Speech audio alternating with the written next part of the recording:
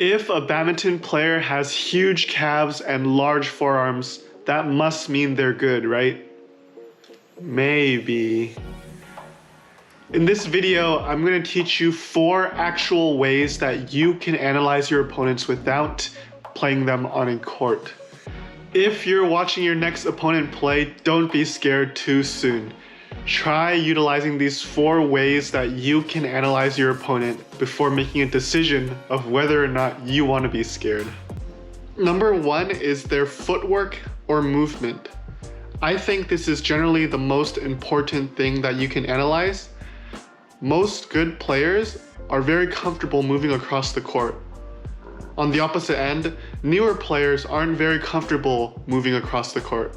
There are many players that can stand still and hit great shots, but once you force them to start moving, they can't hit these same shots. Take a look at your opponent's movement and see whether or not they're actually comfortable with moving and hitting a shot at the same time. Number 2 is their form and shot quality. Better players usually have a more consistent form, meaning when they hit the same shot, their arms go in the same way. At the same time, the quality of the shot will be much higher, meaning net drops are closer to the net, smashes are faster and more sharp, and clears and lifts get to where they want to go.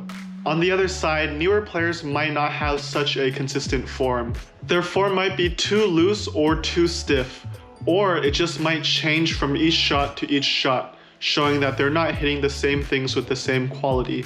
At the same time, their shot quality might not be as high as a high-level player, meaning their drops might be a lot higher above the net, or their smashes might be weaker, or their clears don't get to the back of the court. Take a look at your opponent's form and shot quality when you're trying to analyze them. Number 3 is consistency. This is how often a player can hit a shot over the net and in the court, and hit these shots with the same quality as they do every other time. Consistency is extremely important in analyzing a player's skill level. Some players might be able to hit these one-off shots which are amazing down the line smashes, but if they can only do that one time in a game, does that mean they're really good? Or was it a lucky shot? Top players are able to repeat the quality of these shots over and over while not making simple mistakes.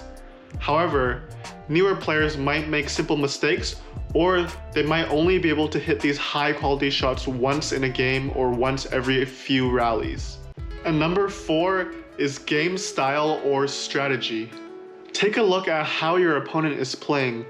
Are they simply just hitting each shot back and over the court, or do you think they're actually playing with some game style?